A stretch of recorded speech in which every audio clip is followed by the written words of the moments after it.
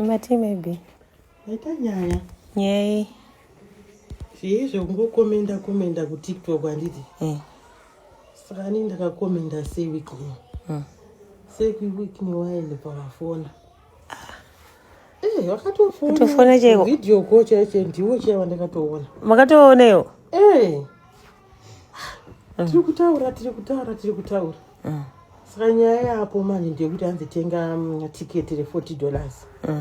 Wakatenga tiketi $40 unowana $80,000. Se makaropafadzwa one made. Makaropafadzwa. Although I don't respond. Although I don't respond to people on WhatsApp, but I actually choose you, dear friend. Maita basa kundipindura sei. How much do you need for Mr. and say to support your financial? Please be honest.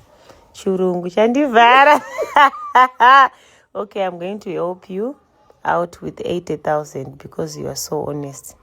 Are you sure, Yeresi? Maita basa. Video call makatotaura nawo. Iyo face yawo. But when go to zvizvo wakati garu dai. Obvisa ndakati. Maita basa ndafara. But you have to buy a winner. That can be. I'm going to help you. Kwa ma video ya. Ipo vaitofona. Avasi seweekly maybe. Ndiani?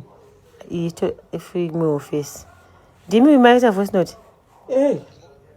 Okay, sorry nekubvunza. I video iri ndinozoriita. Uzibani ma video tawakaposta. Ndatorisiva mari yacho ka. Hello everybody. I'm sharing my testimony on Sir Whitnell Chivayo on how he helped me through his ticket. I bought his ticket of $60 and he linked me to his manager and he blessed me with $15,000. Ndakati zvinoitwa na seweekly zvinotrenda. Zvematiketi kupi kwandikambozvwa zvikambo. Mascammers aya matobatsira vanhu vakawanda maybe. Vanhu vanoshandisa seweekly kuscama vanhu. So mascammers aya imbavha idzi. Idzodzi saka imimi $40 yamunotumira pai. Pamunotumira $40 ndokutobirwa kwamune maitwa. Imagine anozvita vanhu vangani zvinhu zvakadaro. Which means ava vanhu vanofanira kuexposwa. Ani mazvona. Ndimukona matiketi acho maona.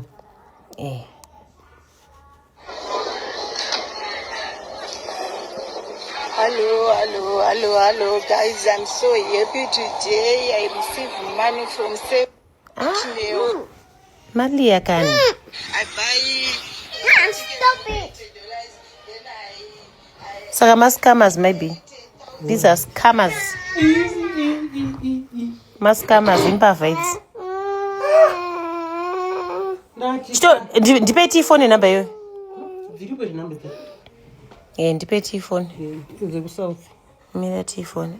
Malia, you need to stop what you're doing. No, Malia, no. Don't. Futira phone yako. No. Get your phone. Mwanangu, phone yako. Sorry mwanangu.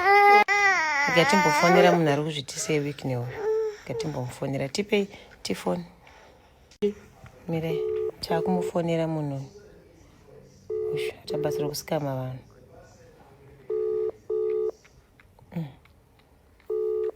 Kundada here. Makamufonera ndombodaira. Iye nanga chitofona. Afona nasa? Maxine namukona Maxine. Timufonere tu.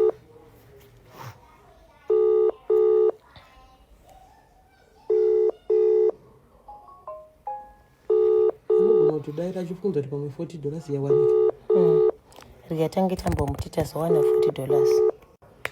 I have it now. Maybe imbavha idzi tofanira kutoexposa vanhu vakadai so. Makaona munhu eyafona ari kuzviti seweekly. Mobva matobva mhanya nefoni yangu kwandiri. Waita sei? Chokwadi vanhu vada kubira maybe $40 chokwadi ndodzeiwo. Havana tsitsi. Havana tsitsi. Chokwadi musadaro vanhu we. Motita kusvika kuma12 tichitaura ndakati seweekly chaiwo kupi pakadai. Anotaura neni. toti thank you maybe ukamadam boss Ah. vatofona toti thank you maybe ukamadam boss I support you 80,000 saka mimi notisho hatimaona maita basa yandaita amai hanzi yeupe maid koimimi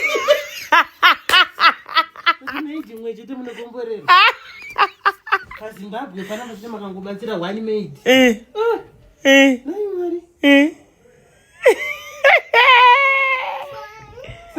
Malia, you fall down. Please don't do that. Don't do that.